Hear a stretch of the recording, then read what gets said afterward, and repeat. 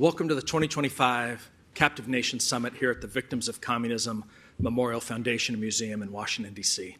On behalf of all of our team, I'm delighted that you could join us for this commemoration of the past, but also time for us to be looking forward to the future. In 1959, President Eisenhower signed Public Law 8690, designating the third week of July each year as Captive Nations Week. And let me read to you just one statement from that original public law.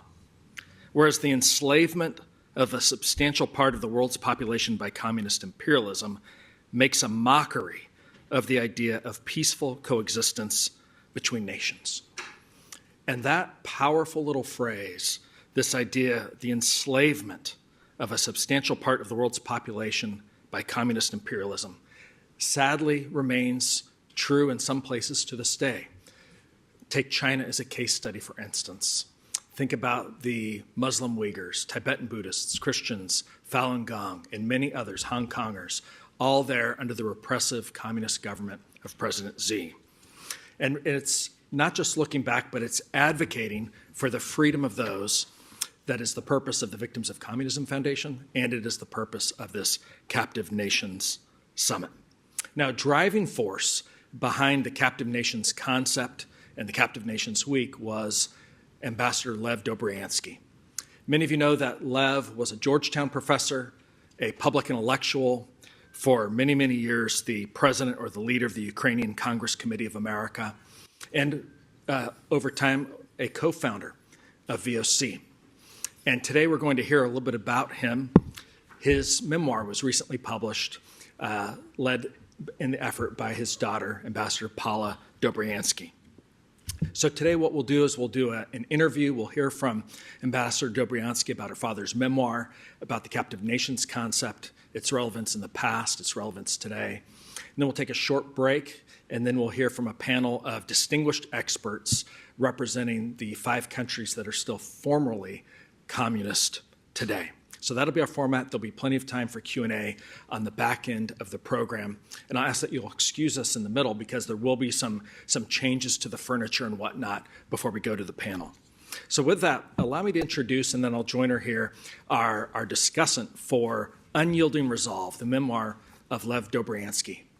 Many of you know Ambassador Paula J. Dobriansky, longtime trustee of the Victims of Communism Foundation. She served a lengthy, distinguished career with the U.S. Department of State in senior roles, including as Undersecretary of State for Global Affairs. She's worked with the Atlantic Council, the Council on Foreign Relations, taught at Georgetown and Harvard universities, and many, many other places. So would you help me welcome Ambassador Dobriansky?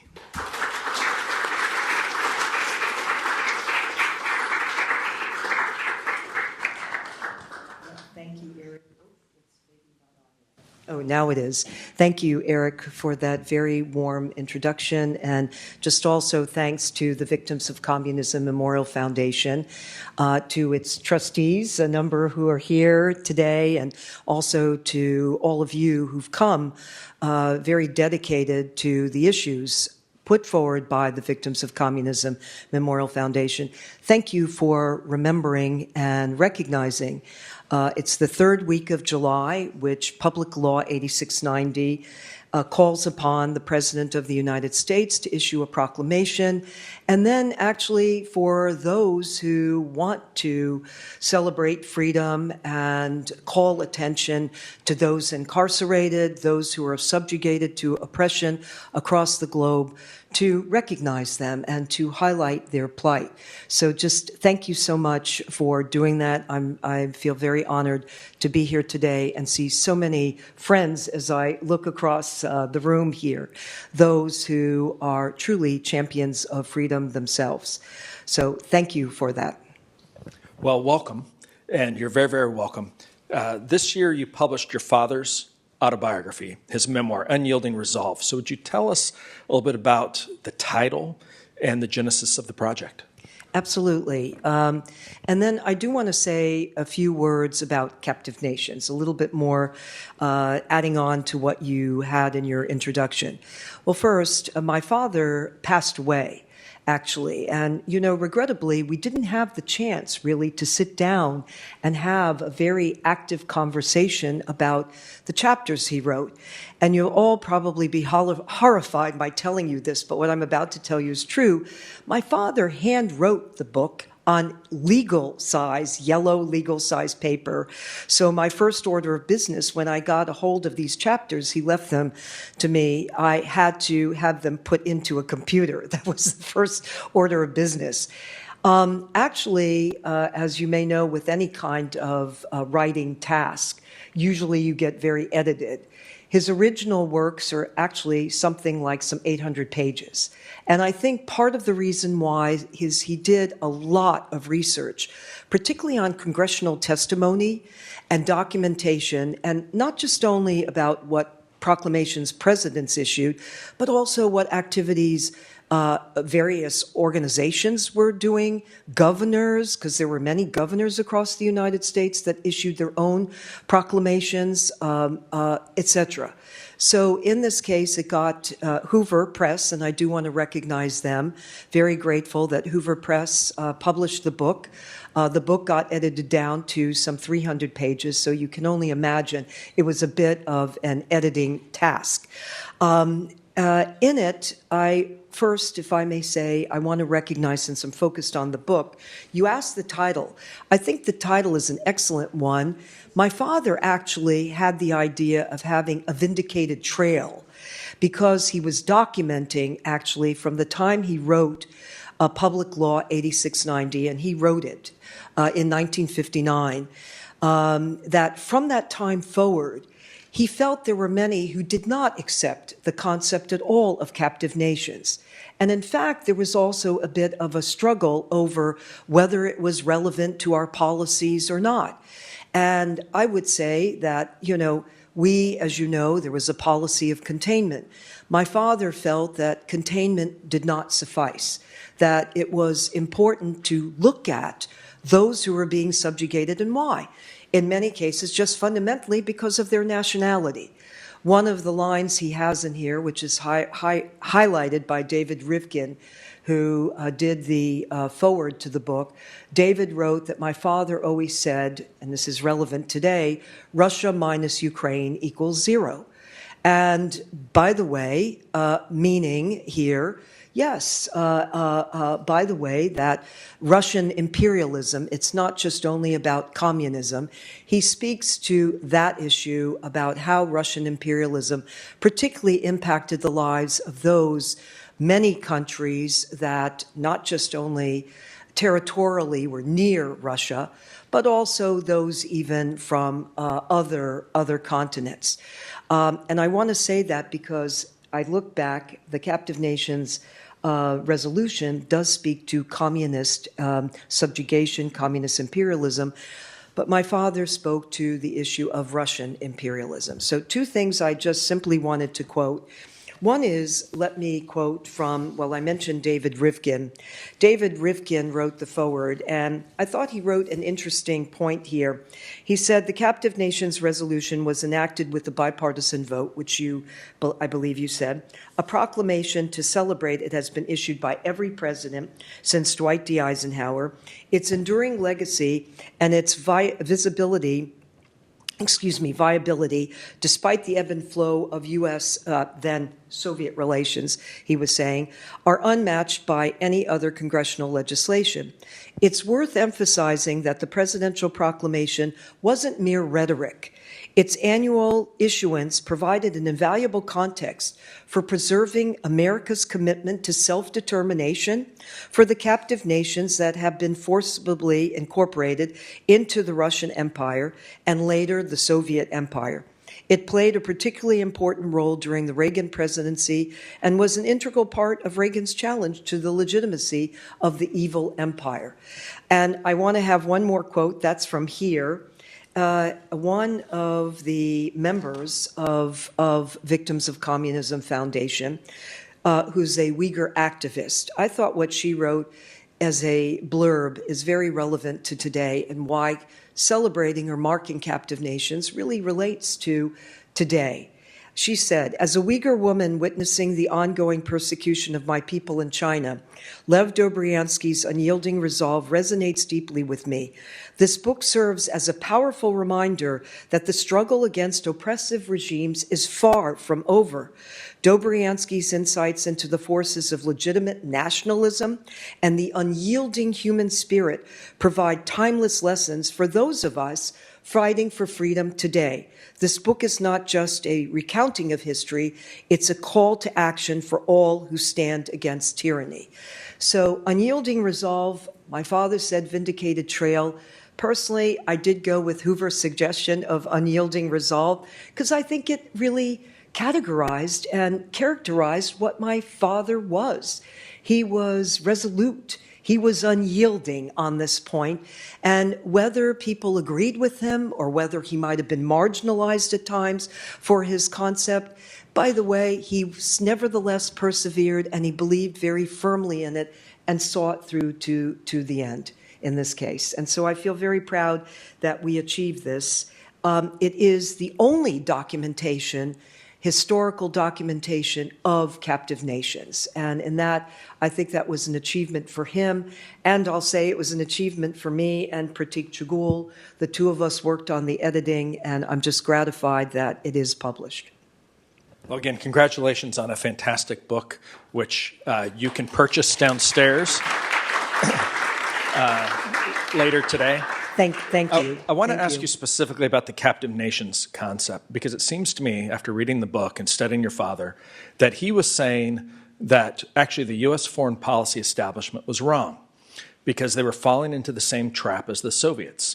The Soviets, in their ideology, were saying, well, it's only a material world, scientific materialism, dialectic materialism, et cetera, but that the way that foreign policy was being run here in the United States in the 50s and 60s was to say, well, the only way that we're going to beat them is through, you might call it modernization theory, et cetera. In other words, an economic approach without taking into account the national, cultural, linguistic, historical, religious groups, the identities of people like Poles, Ukrainians, Balts, etc. And so it seems like he was a prophet of a different way of doing foreign policy. Do you have a comment on that? Well, I would agree completely with what you just said and characterized. I think that my father did have endless debates with others who were in this domain of dealing with then the Soviet Union. As I said, and very clearly, he did not believe that containment was the kind of foreign policy strategy that would bring about enduring results. Instead, it would contain essentially oppression that existed. So he went further than that, and he believed that in the human spirit, in the universal desire for freedom, and that people everywhere, that they are very united by a desire and a yearning for freedom. The concept of economics and that people may be only, well, they're satisfied with just economics and maybe, having food on the table, I don't think as well it bears out. Certainly in terms of time and again that we've seen so many put themselves on the line because people want to live and not be strangulated by any government and repressed for stating their views or stating their beliefs. So in that end, yes, he was challenged very much at the time. And that's why, as I just said what I said, that I don't think he worried about being marginalized. He still carried his spear and charged forward. And, I was very gratified I seeing the chapters and what he was trying to do, because he believed fervently that events have borne out, very much so. And it's not just communism. That's why I say this. He does speak to the issue in the book about Russian imperialism. He speaks to the concept of tyranny in multiple areas across the globe. The fact is that nationalism, individualism, one's own culture, one's own language, one's own history, you have that right, and it should never, ever be suppressed. Or, for that matter, when, like the country of Ukraine, I do happen to be Ukrainian descent, when it's stated that Ukraine in this case. President Putin has stated on a number of occasions that it's not a country. It is a country. You have Ukrainian culture, you have Ukrainian language, you have Ukrainian people. And so every nation, everyone, and that's the list of captive nations. By the way, if I may add a note for everyone to know, I read the paragraph from David Rivkin. David Rivkin singled out President Ronald Reagan and his evil empire speech, which all of us remember very well. You might remember something else, maybe, maybe not. He happened to be distinctive because he was the only president who actually held a big Captive Nations Week event at the White House during July and brought in really, you can't imagine, so many non-governmental organizations, members of Congress were there. He signed the proclamation. It was very, very significant, and it stood out. Yeah, the video from that specific ceremony is quite compelling. And there's your father right there in the mix. So we've talked about your father, this big concept. He taught it at Georgetown. He argued for it in Foggy Bottom. But can we talk about him kind of more deeply, specifically, like you said, a Ukrainian ancestry? What is it there that was a part of the driving force? What's the personal side, the story of his parents, grandparents, et cetera? How does that relate to the way that he, understood this concept in terms of his own background, in terms of religious faith, ethnic identity, language, religion, culture? Well, I think it's true of everyone in this room. You have your own family history. My father's parents immigrated from Ukraine. They met in the United States and they got married. And by the way, on my mother's side as well, they all came through Ellis Island, by the way. Looking at and thinking about the history. And my father grew up in New York City, my mother in New Jersey.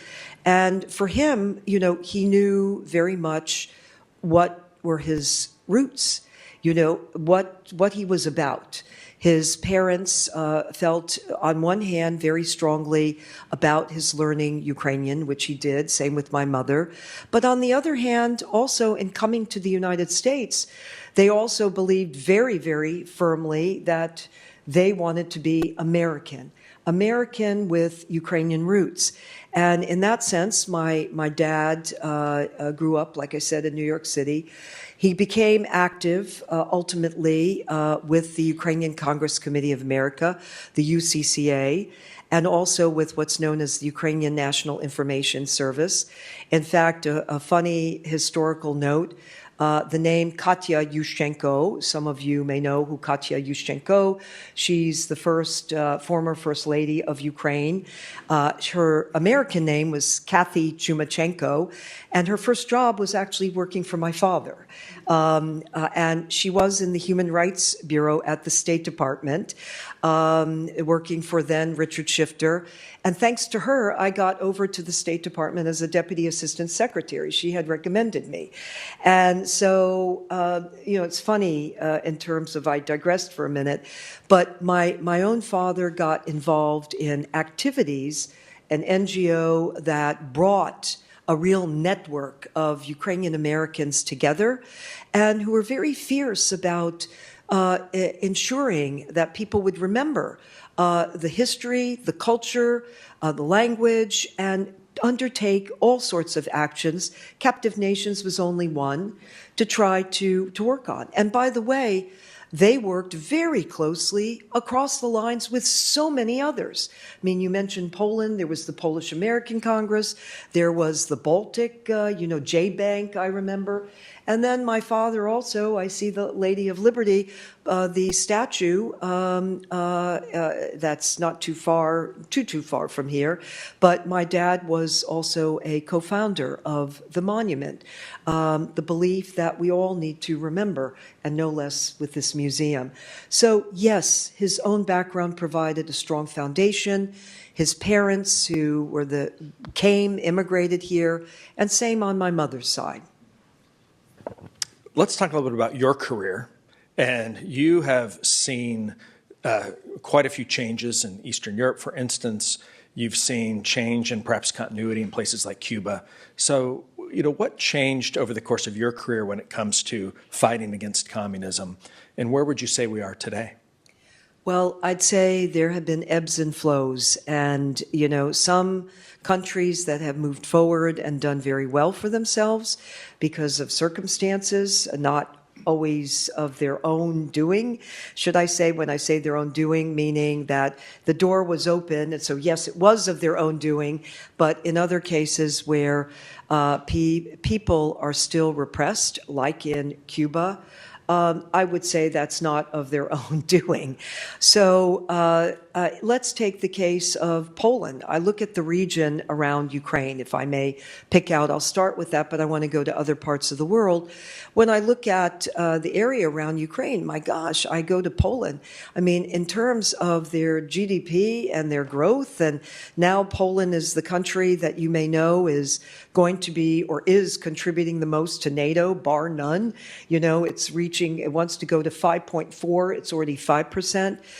Very significant. I'm also been impressed. I've been to the Baltic countries, and all of them are very focused on what's happening on the front in Ukraine.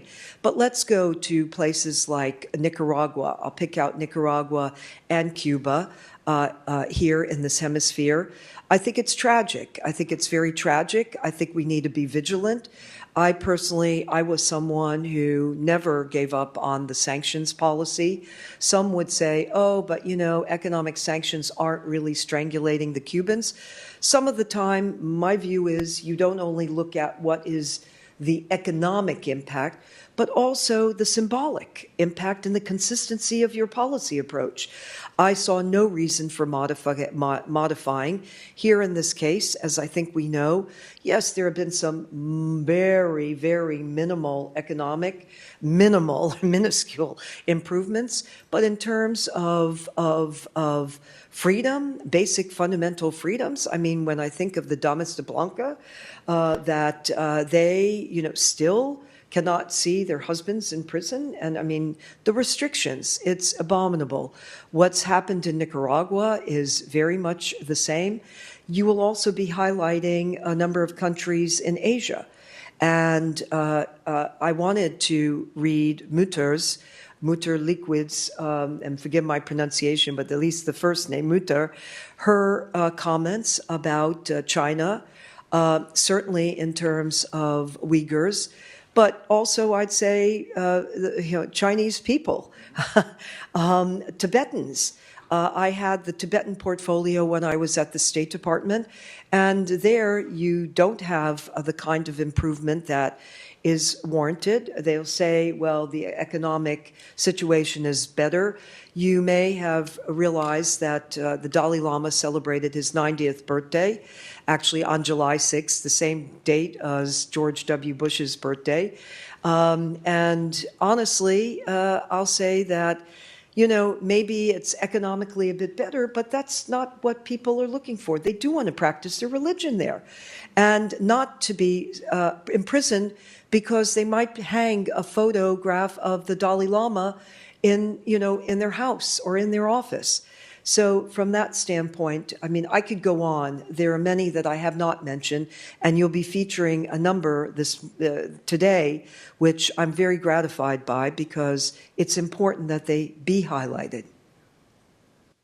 So last question, and you set it up beautifully, and that is, going forward, are there things that seem to work? It's easy on this day to look at the kinds of tragedies that we're talking about, Nicaragua, Cuba, Venezuela, et cetera, and to want to throw one's hands up in the air. So if you were going to give policy guidance, and we have a number of students in the room, they're studying at Georgetown, they're studying at American University, they're studying at George Washington, they want to become you. They want to be a diplomat in their future. So are there lessons about things that have worked that you'd communicate? Well, several things. First, I'll start with this because you asked me before about my father and my father's own path. Both of my parents were educators. But having said that, both of my parents felt strongly about public service. They felt deeply about it, that you have a contribution to make to your own country when you are engaged in public service. So for those of the younger generation, maybe back there, I would say definitely, I hope that you will serve in government. I think that government is an opportunity to express one's views, and not to only express one's views, but to make a difference. The proclamation itself, my father was the one who wrote it, and then it went forward, and it was Dwight D. Eisenhower who signed the first proclamation. And then also, if you're familiar with the Shevchenko statue, possibly my dad and Dwight D. Eisenhower actually shoveled the dirt for that statue over on P Street. So I think serving in government, that's and public service. I'd also say if you choose not to go down that path, you can be active. Places like the Victims of Communism Memorial Foundation. I see my dear friend Damon Wilson, the president of the National Endowment for Democracy. The NED. I see also Suzanne Schulte over there, who has been pounding the pavement for decades on North Korea rights and the Human Rights Committee on North Korean, human rights. So I could go on. Being in the private sector, being active, being part of those entities that sustain and speak out about the importance about these freedoms. That's what we are about. I remember Ronald Reagan, and having worked in the Reagan administration and at the National Security Council, I'll never forget when Ronald Reagan was challenged about different issues and about what's happening in other countries, and that, oh, well, don't you think it's better over in the Soviet Union because of this reason, or in China because of that reason? And then, one of his answers, he said, I don't see people going to those countries to live. Actually, they want to come here.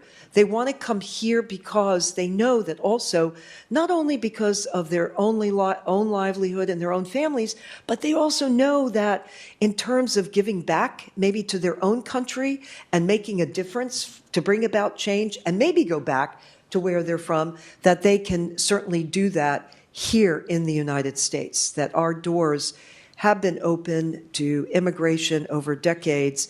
And the people who've come here are the strength of our society and the backbone of our society. And I think those today who we'll be hearing from shortly, I think really underscore and can really attest to that. Well, I fully agree. I mean, I think that that's one of the beauties of this country, and that's why we at the Victims of Communism Foundation not only focus on the evil ideology, the terrible practices, the totalitarianism of communism as a philosophy, as a replacement for theology, as a way of doing business in these horrific governments. And may I say something that's very special about the panelists you have today, and I'm looking at them. I want to say that what's very important about them is I like the fact that you're also looking not just in, when we talk about, and forgive me, I am of Ukrainian descent, so I focus some of my own comments in that domain, but I like the fact that Victims of Communism is looking at really where are we now in so many other countries around the globe. And that is key, and I think it's going to be an important conversation.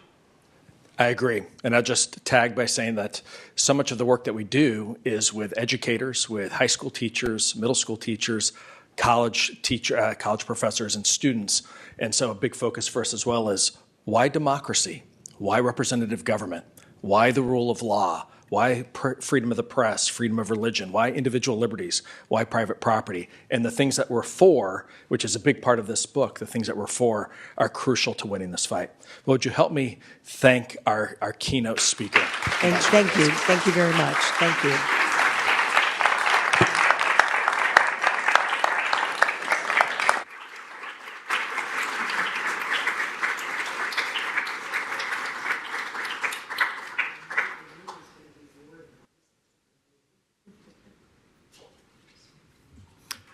Well, we're going to take just a moment to reset the front of the room. Again, Ambassador Dobriansky, thank you so much for your time here today. And Ashley has a special thing for you just outside of the room. Yeah.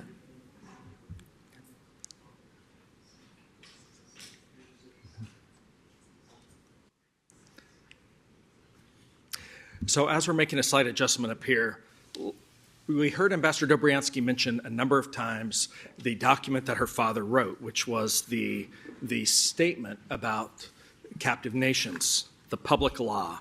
And let me read to you just a little bit about what Public Law 8690 says, and then we'll invite our distinguished panelists forward. I read just a line to you earlier, but let me read just a little bit more.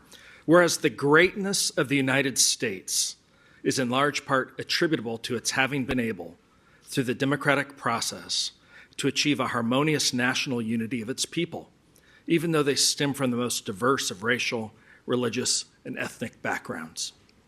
And whereas this harmonious unification of the diverse elements of our free society has led the people of the United States to possess a warm understanding and sympathy for the aspiration of peoples everywhere. And whereas the enslavement of a substantial part of the world's population by communist imperialism makes a mockery of the idea of peaceful coexistence between the nations. And recall that in the late 1950s, the communists were saying, oh, we can peacefully coexist with the West. Whereas these submerged nations look to the United States as the citadel of human freedom for leadership in bringing about their liberation and independence, and in restoring to them the enjoyment of their Christian, Jewish, Muslim, Buddhist, or other religious freedoms, and of their individual liberties. The document goes on to say, it is vital to the national security of the United States that the desire for liberty and the independence on the part of these peoples in these conquered nations should be steadfastly kept alive. And it is fitting that we clearly manifest to such peoples through an appropriate and official means the historic fact that the people of the United States of America share with them their aspirations for the recovery of their freedom and their independence. That's the captive nations law.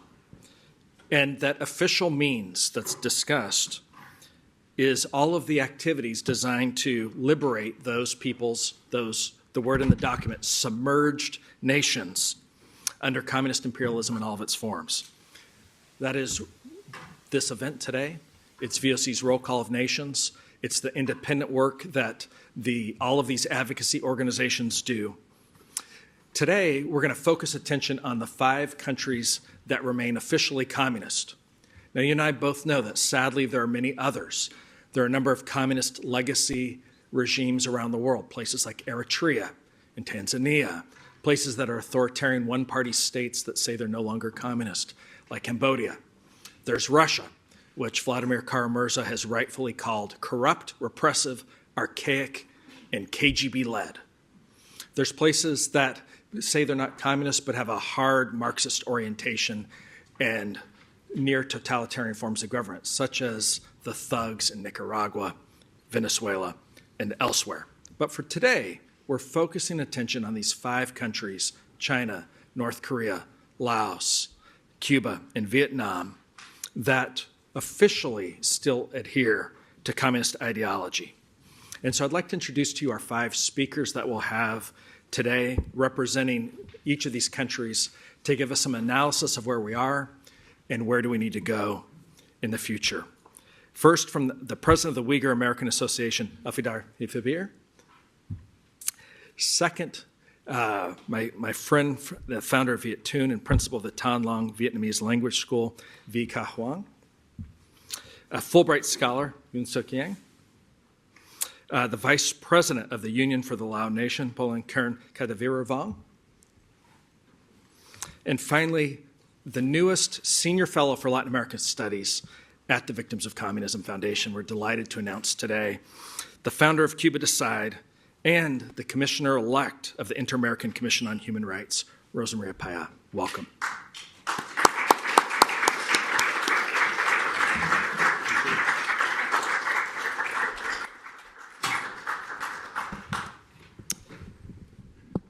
What we're going to do is I'm going to moderate from here, and we're going to start at my left, and we'll open it up for comments from each of our panelists. We'll go from your right to your left.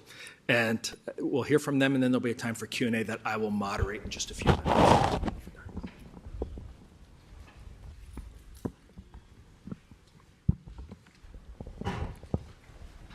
Hello, everyone, distinguished guests, representative of the captive nations, dear freedom fighters.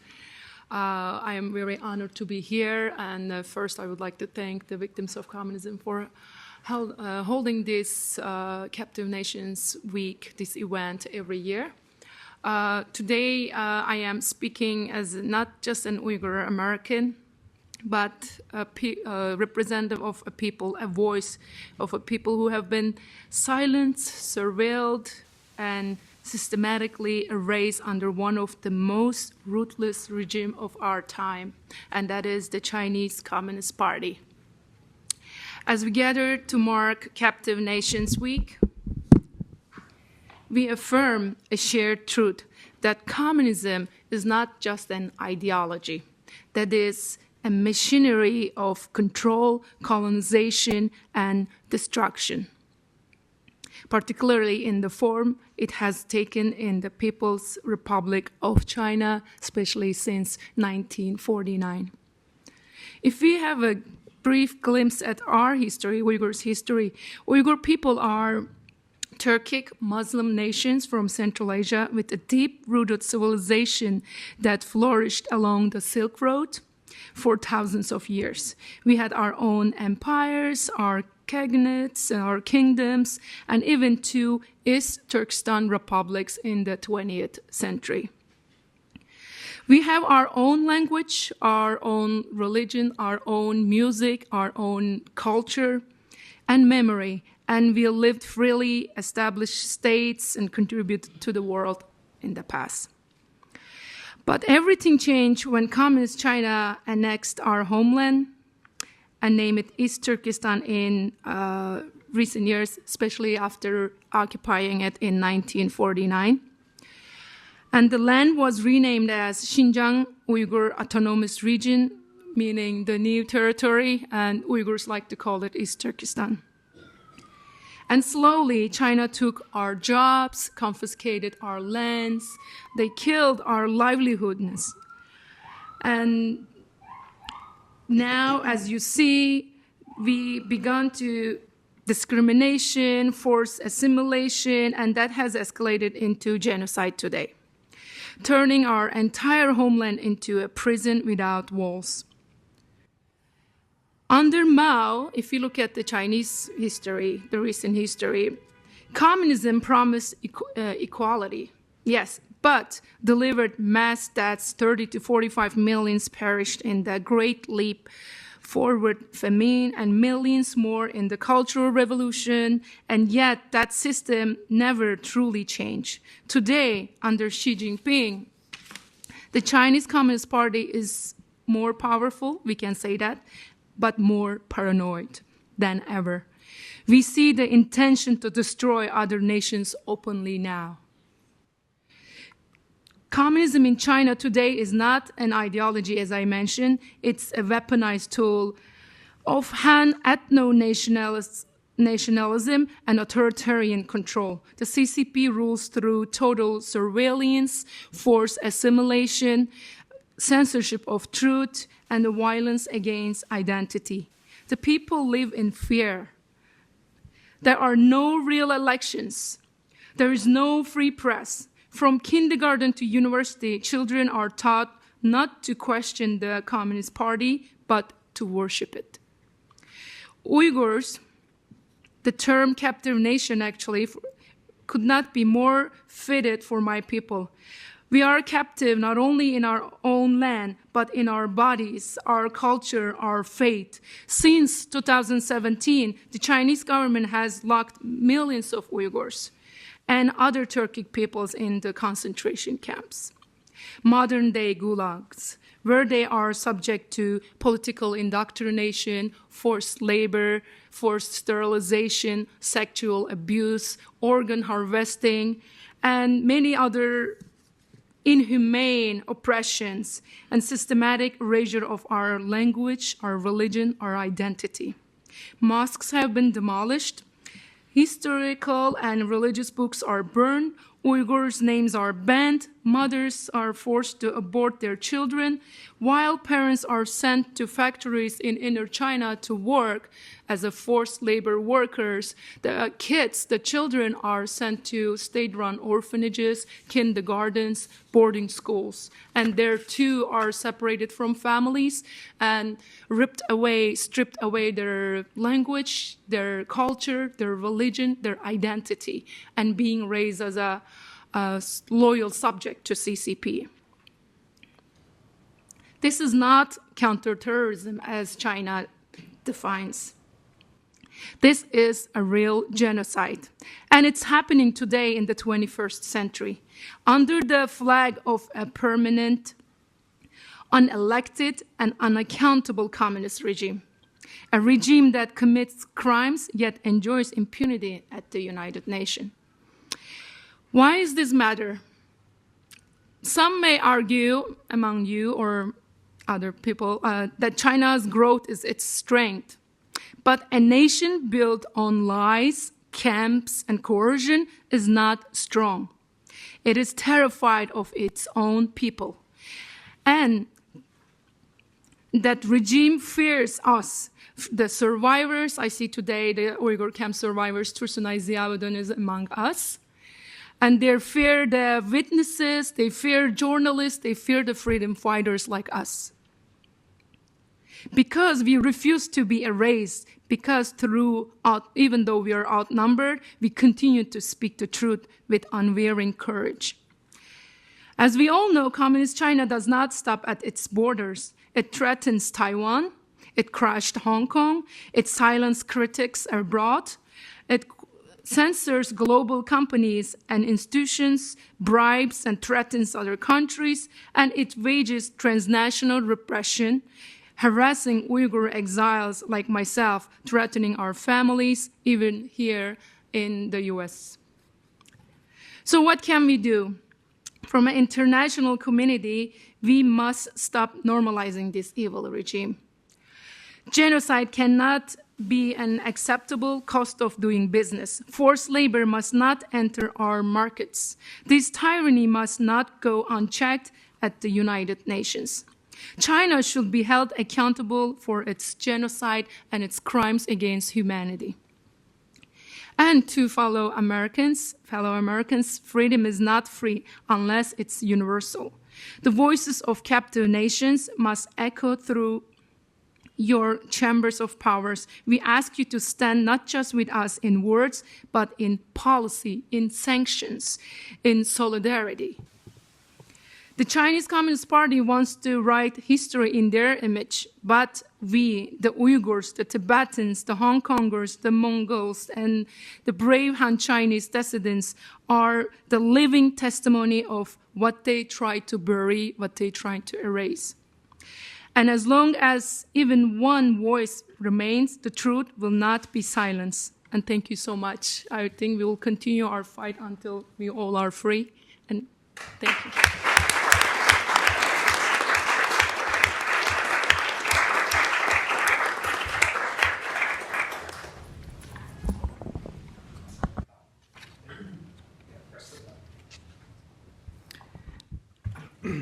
Good afternoon, everybody.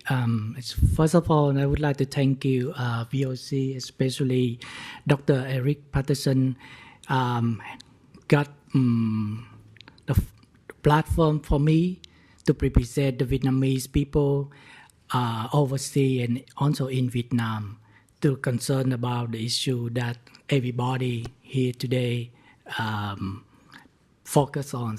So I also would like to thank you, all of you today. I'd like to begin start with my stories. It's kind of like when I heard about the Victim of Communism Foundation, somehow it's like I feel very close to me because myself, I'm a victim of communism. I will start with my story, and along the story, I will compare for you the past and the present today in Vietnam. So, ladies and gentlemen, One morning in 1965, meaning 50 years ago, my uncle, he was a well-educated man, successfully businessman. He was murdered and hanged in his own house, a bathroom, by the Viet Cong because he refused to help the Viet Cong during the war. That in 1965. And today, my friends, those I know living in Northern Virginia, they own big business. They've been invited back to Vietnam right now to help the country. After they successfully build up whatever the communism need, one day, all of the local officials came to him and said, within 24 hours, you have to leave everything and go back to the US. So you see that? 1965. And today, 2025, it's the same. Because of that tragedy, my dad, he enlisted as a pilot for the ARVN, fighting against the invasion of communism from the north. Unfortunately, that war ended. And I was about 6 years old. I stood next to my dad when Saigon, the icon of democracy and freedom, fell under communism.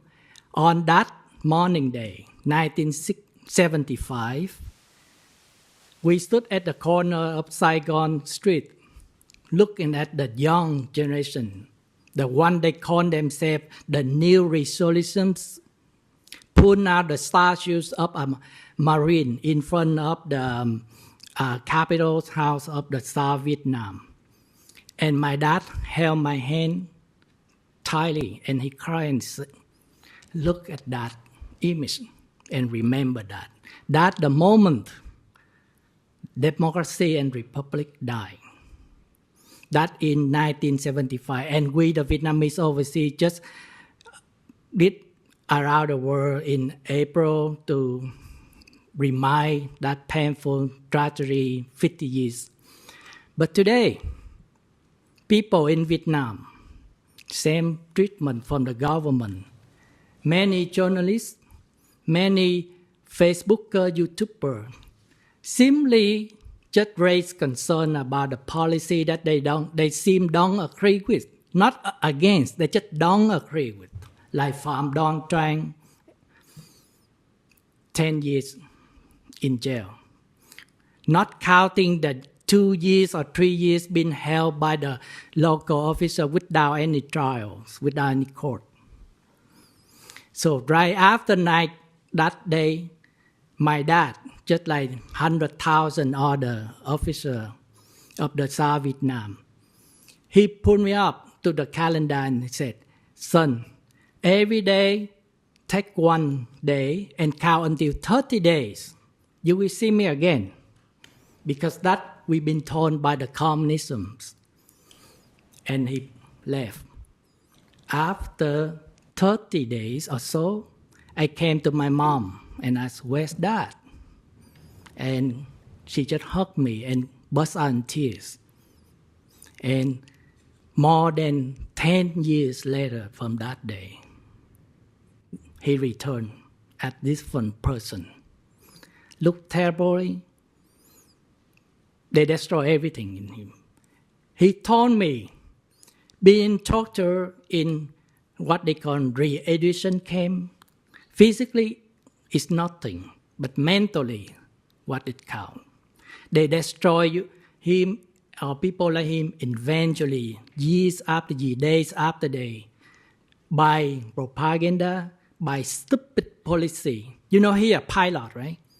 So every day they have like a meeting like this, and they have the officer came in front of him and other people like him. This is true story. They ask, you know why the U.S. Air Force B-52 been shot down by the North Vietnamese soldiers, and nobody can understand the question. So the room just wait for the answer.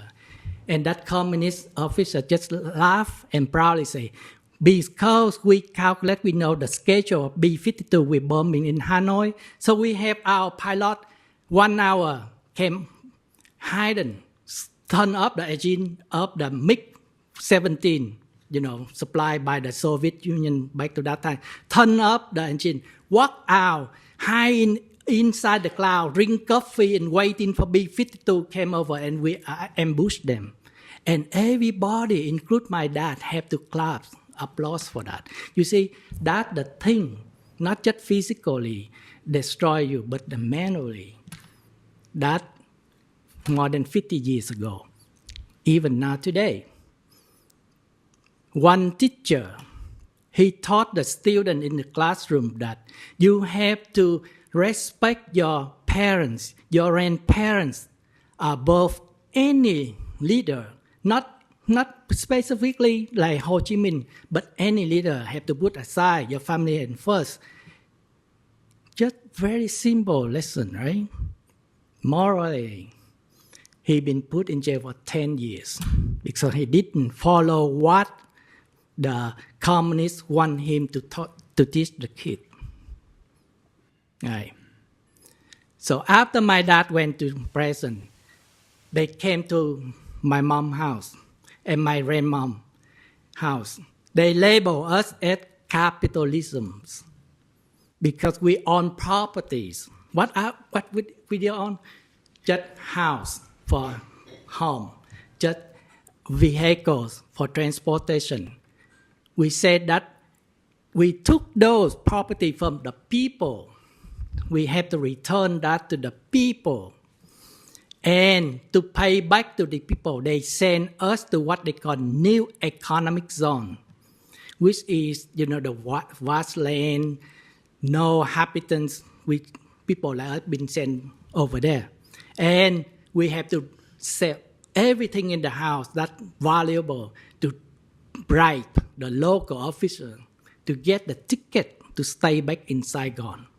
And because of that, I saw by my own eyes the local police come in and took every book in my grandmom's house, every single book published before 1975, even book from very popular authors around the world, like Mark Twain, like Victor Hugo. They label this as capitalism. They force us to burn down and destroy the books. That 50 years ago, it still happens now today. One singer in Vietnam, he just wrote a song to express his feelings. One other writer to just write a short comment on Facebook. They've been reported. They've been detained. They've been put in jail. 50 years later. But look, they go out around the world. And recently they just came to the top guy, told them he came to D.C. and asking for U.S. money. And they said, we changed. The regime changed. Look, people go back to Vietnam, enjoy big building, big beautiful resource. But no, it's just like she says, just the outside attractive you. And if you look like us, you don't look like Westerner, you be treated differently. Like me, if I go back to Vietnam, or my friend at the backup room go back to Vietnam, they treat me totally different when they treat you. And once they get everything they need from you, they kick you out. So nothing changed. The bottom of the score, the structure of the socialism, communism still stay. But why? They attract people, especially young people, because overall they sound very good. You don't have to work. We take from the rich. You don't have to go to ask or work hard in school. You just obey, then you get a good score. eventually, after 50 years, I see my generation is wiped out. I was young like you guys back there. And then one day, when I decide like I go to college, I cannot, because my background, they said in socialism or communism, they use a DEI. You guys heard that, right? But that's just the talks. In communism and socialism, they divide different classes in the society. And for people like me, I was put at class, I still remember exactly, group 4, category 14, that's the bottom of society. I cannot go any further in education, so I decided to escape the country by boat. So I was a boat people. I spent 7 days overseas. I got everything, storm, run up water, food, and attacked by the pirates. Luckily, I'm still alive here today. My story is nothing to compare up like more than 1 million people in Vietnam and around the world been victim of communism. So I agree with you and Dr. Eric just said. This is not ideology anymore. This become a weapon, a very, very powerful weapon. They use fear. They control your food, your drink, so they get what they need. No election, no voting. So to end that, we must act. And I agree with you. We must act. Thank you very much.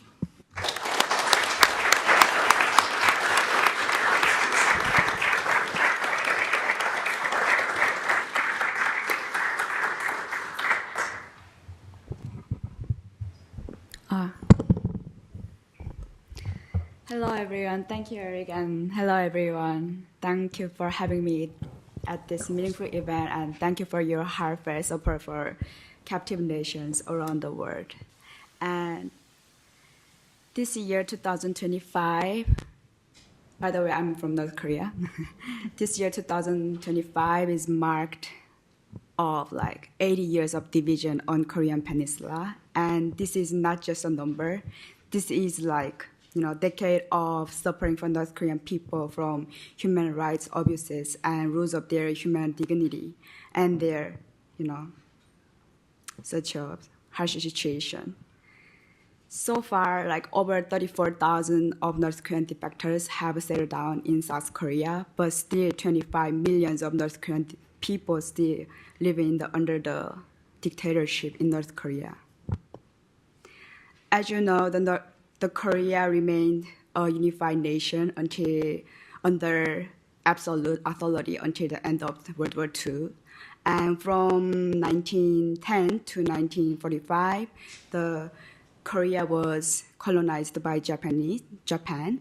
And after the end of the World War II, and Japan was the losing side, and the winners divided Korea into two. And as a result, the Soviet Union occupied in North, and then United States occupied the South. This is how North Korea became under the communist regimes.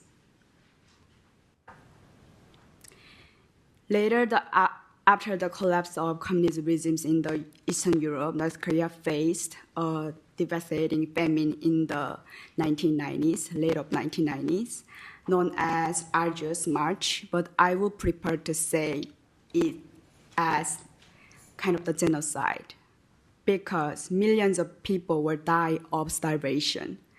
And this marked a beginning of like mass defections. And this is also a breakdown of the regime's distribution system. As a state control weakened, the people began to rely on illegal markets to survive, often trade between, through China, like a trading goods. These markets called Jangmadang, and it became the backbone of daily life in North Korea. In 2002, the North Korean government officially allowed this market to limited market activities in North Korea. So a new generation grew up shaped by this grassroots capitalism. So we call them as 장마당 generation. And I am one of them. I was born in Hasan, the North Korea, a city on border with the China. And because of the location, I was able to access more outside information compared to inside of other regions.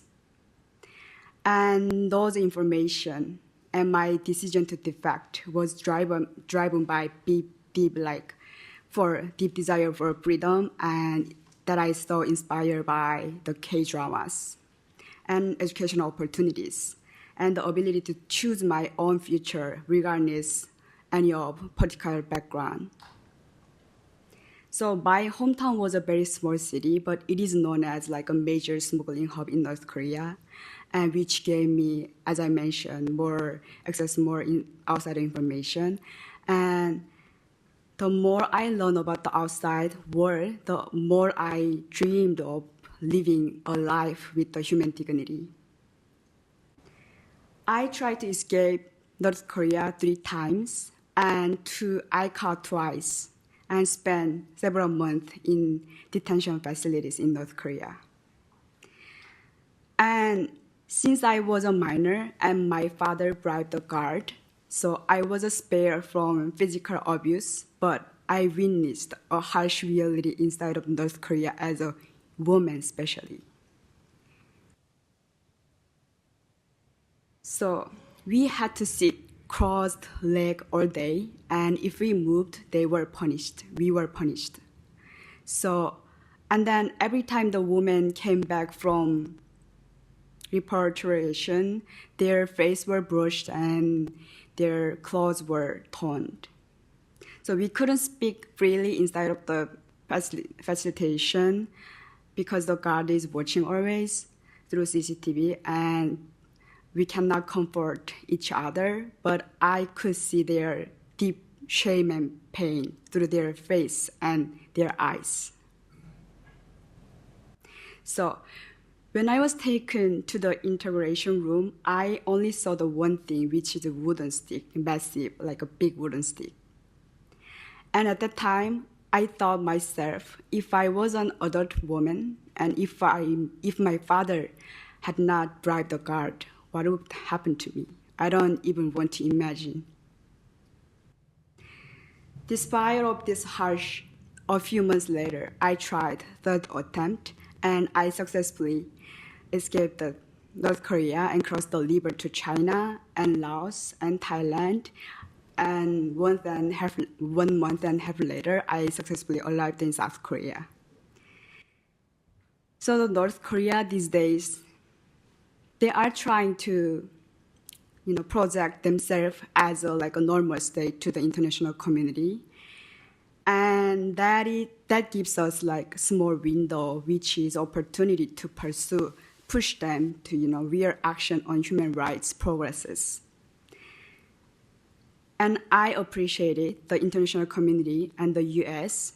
their effort to combine doing this activity, including the Sudan sortie. We are calling her blue eyes of activists, North Korean activists. So I'm so honored to be here with her, and then the invitation from her. And most importantly, as I mentioned, the 장마당 generation, young North Korean peoples, we should focus them because they are the catalyst for change in North Korea, their future, themselves. They are more open, and they are very resilient, and they hold the potential to change their country. So they represent the initial condition that can shape the new path of the communism country. So hence, we should provide them proper information, outside information, so that they can dedoctrinize themselves from their brainwashed, the country of the North Korea, their ideology. So I would say, if you really want to take action for helping North Korean people, and please look at the our Miss Susan Sortis, their activities such as sending real information, outside information to North Korea, and sending Bibles and sending rice to North Korea so that they can change themselves. And thank you again for standing with all the captive nations in here, and thank you.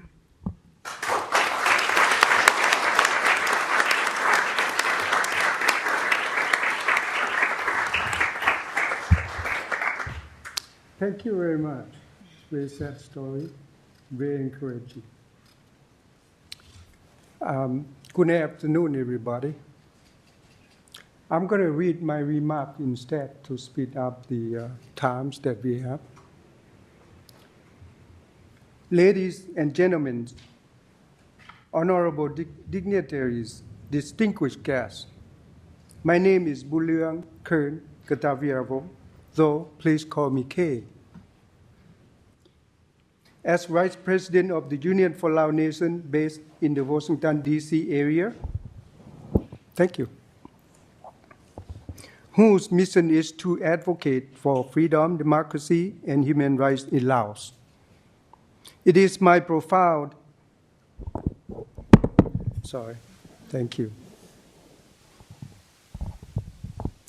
It is my profound honor to stand before you today at this critical gathering hosted by the Victim of Communism Memorial Foundation. I extend my heartfelt thanks to Dr. Erickson Patterson, the President, Director Ashley Davids, and the VOC entire team for your warm welcome and leadership in making this summit possible. Your unwavering commitment to justice, freedom, and democracy serve as a reminder that even in the darkest times, hope and unity can illuminate the path forward.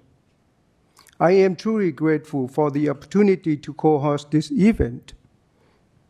It allows me to contribute to a cause that resonates deeply with my own life's journey, and it strengthens our shared commitment to liberty, justice, and democratic values. Thank you for trusting me with this responsibility. Today, as we honor the more than 100 million victims of communism around the world, I wish to share a story that is both personal and political.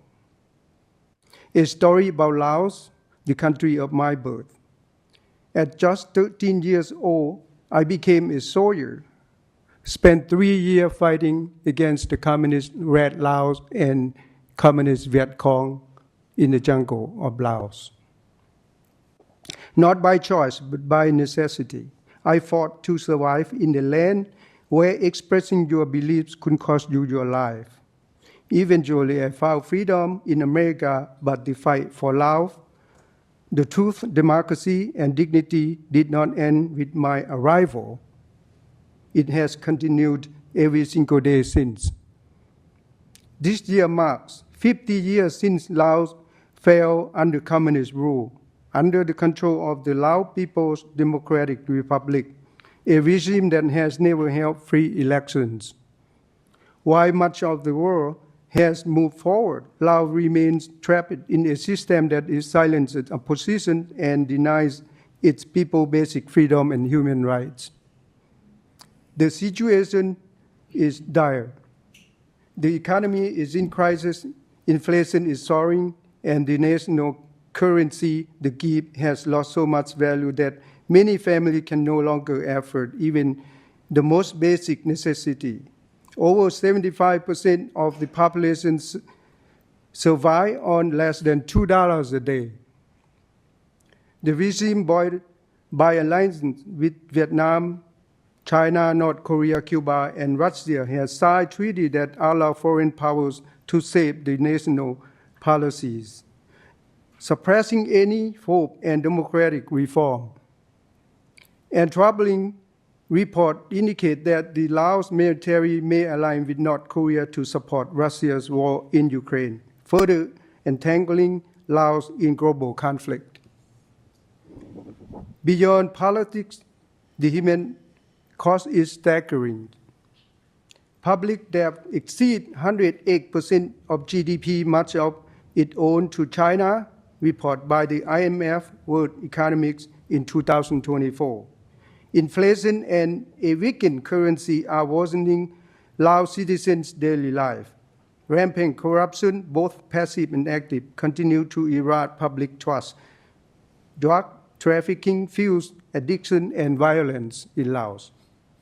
Press freedom is non-existent. Laos ranks 153rd out of 180 countries, report by the World Press Index 2024.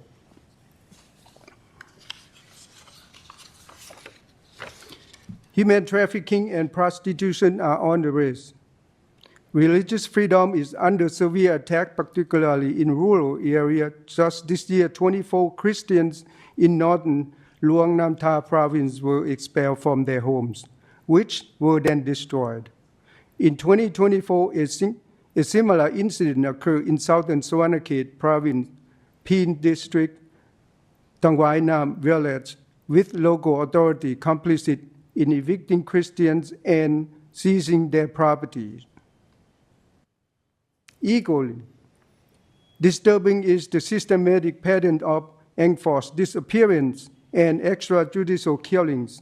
Activists and dissidents, both inside and outside Laos, have vanished with no investigation, no accountability. Many were arbitrarily detained or killed simply for speaking out, and some took refuge in third countries. These actions reflect a regime that rules through fear and has no regard for human rights. Despite countless calls for international community, the Lao government continues to deny responsibility for these abuses. There is no transparency legal process, no independent judiciary, and no protection for the family of victims. These violations are not isolated. They are part of a broader systemic effort to repress any form of dissent. Meanwhile, Laos suffers from widespread environmental devastation. Forests are disappearing, rivers are poisoned by mining, and hydropower dams displace entire communities, offering little benefit to the people. Despite generating electricity for export, Laosians pay more for electricity than their neighbors in Thailand. Even the education, the key to any nation's future, is in crisis. Schools are underfunded, understaffed, and underpaid, with some area relying on the military to serve as a substitute teachers. And yet, despite all of this, we have not lost hope. On behalf of the Union for Lao Nation, the Study and Research Center on Laos and Asia, and Lao communities around the world, I stand determinedly before you one simple but powerful message. We will not give up. We, the non-communist Lao people who represent the true view of our nation, remain committed to restoring freedom, dignity, and democracy to Laos. To all our friends here today, thank you for standing with us. Your solidarity fuels our strength. Let us continue to speak out for the oppressed, for those who cannot speak for themselves, and for those who still believe that change is possible. Together, let us honor the past, confront injustice, and build a better future for Laos and all people struggling under authoritarian rule. God bless the United States of America and the world. Thank you very much.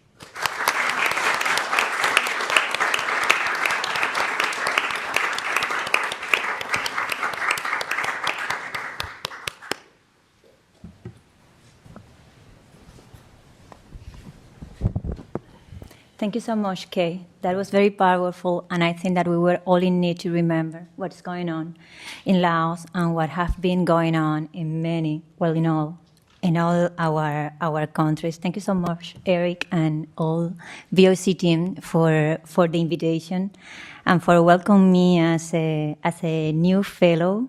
It's an honor to me to be now more officially part of the house that I have considered home for a while now. Thank you. And it's, of course, an honor to be among you, my fellow panelists, and to be today remembering what is going on in China, in Vietnam, in North Korea, in Laos, and in Cuba. The last 5 officially communist regimes. I think that the youngest of our dictatorships is about to be half a century old. And you have all heard the consequences for our peoples, for our 5 peoples. But the reflection that I want to start with is what has happened to the world because democracies, and especially Western democracies, have tolerated these 5 dictatorships. What has happened to the world because Western democracies encourage China or allow the Cuban regime to grow and to contaminate the rest of the hemisphere from the island of Cuba. And as we reflect on that, let's talk a little bit about what is the Cuban reality and some of the still myth or maybe areas of confusion about what is going on the island, especially after the Obama administration opened up the U.S. policy towards the Cuban regime. And I feel that some confusion was created from that moment on. When I talk about confusion, I talk about the idea in the minds of good people, people that want to see a free Cuba, and now believe that because of the U.S. at some point in history changed its policy, the Cuban regime actually changed or transformed into some sort of better monster. That's a lie. That hasn't happened. The reality for the Cuban people today is even worse than the reality for the Cuban people 10 years ago. When I say worse, I want to tell you that there are around 1,000 political prisoners. Those are the documented ones. Probably there are thousands of political prisoners in Cuba that we cannot document, that we cannot reach because of the lack of information and because of the fear that their families still live with, so they do not denounce these violations. When I say worse, I want to tell you that those political prisoners have been suffering torture, and some of them even death. It happened 2 weeks ago to a young man called Jan Gonzalez Gonzalez. He was wrongfully imprisoned by the Cuban regime a few months ago. He started a hunger strike just asking for justice for his case. The Cuban regime allowed him to die after 40 days in hunger strike.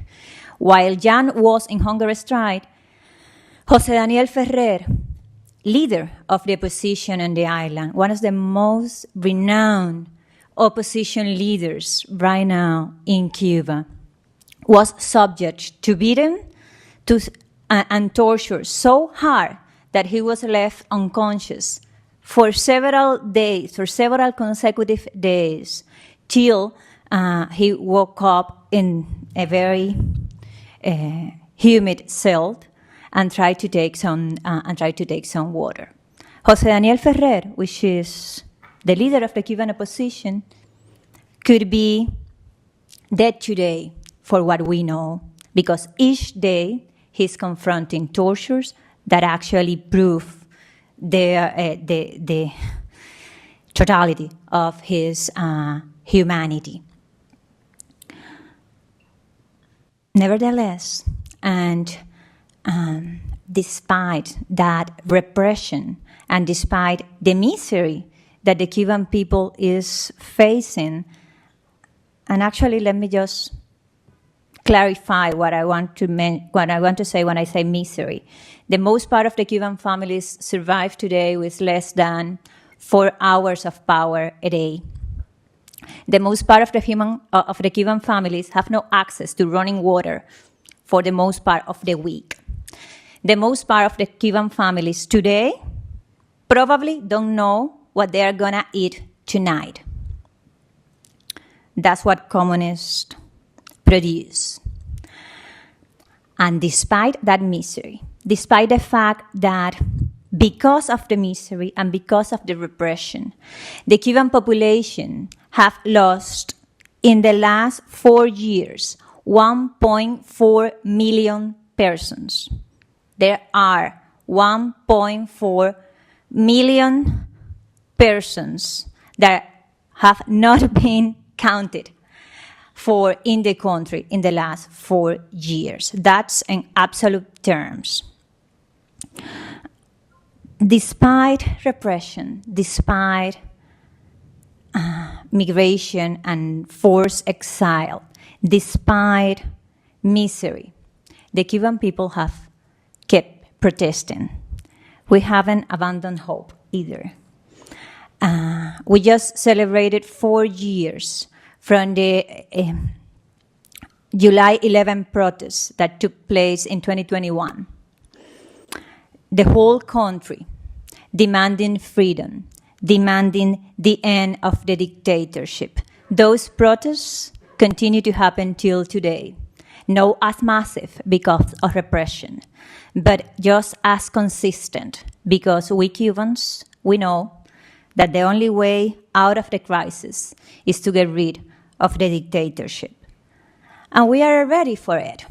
The Cuban opposition is ready for it. The Cuban civic organizations are ready for it.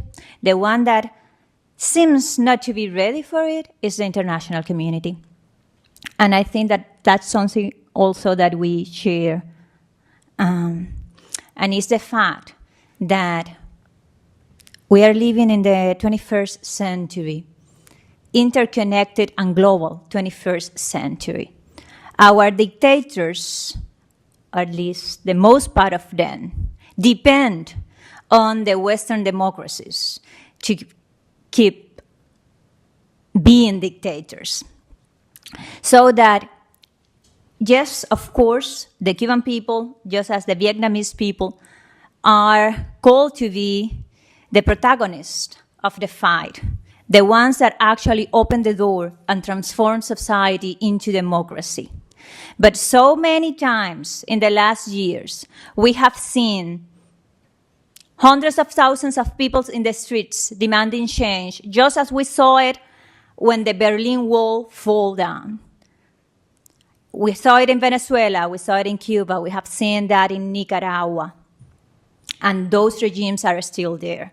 And they are still there because those that can combine that civic pressure with international real action over the criminals in power have been unwilling to do so. And that's not only sad for our peoples, that's very sad for the neighborhood. Because the Western democracies decided to tolerate a communist dictatorship in the island of Cuba after the collapse of the Soviet Union, that we now have to deal with the Venezuelan regime, the Nicaraguan regime, and counting. Because it is because of the encouragement to the Chinese Communist Party that we now have to deal with the nefarious influence of that party around the world. Our dictatorships are working together, not only because the same mix that were killing Vietnamese were killing Cubans in extraterritorial waters, in the 90s, not just because the same re-education camps are taking place today in Cuba, but because they cover their backs at the international community and they act together to transform your societies, the democratic societies, into new dictatorships. So I hope this commemoration of the victims of communism is also a call to action to the democracies of the world to actually act on their best interest and help us overcome communism for good. Thank you so much.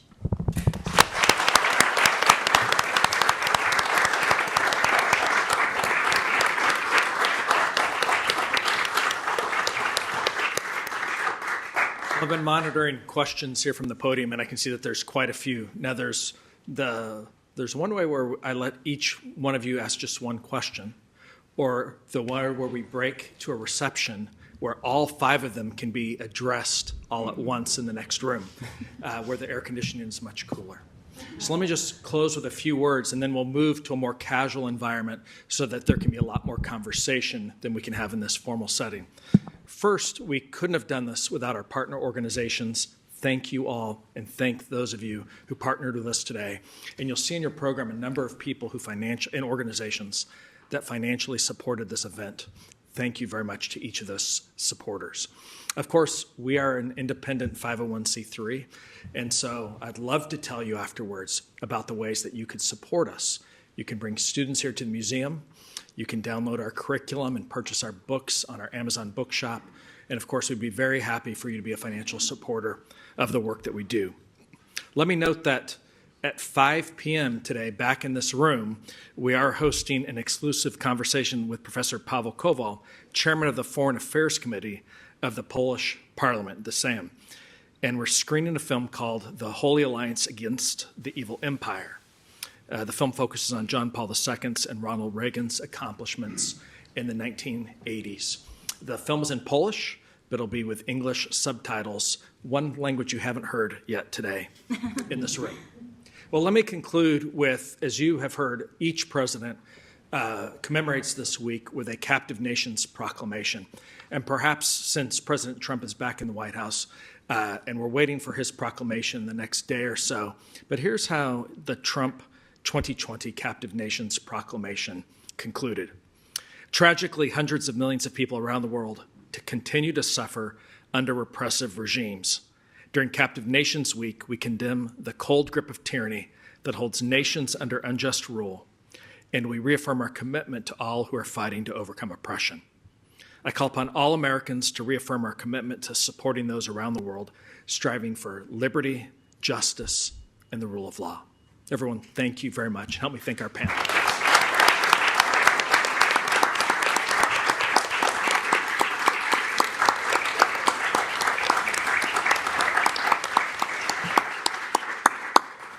We'll conclude, and there's a reception in the salon.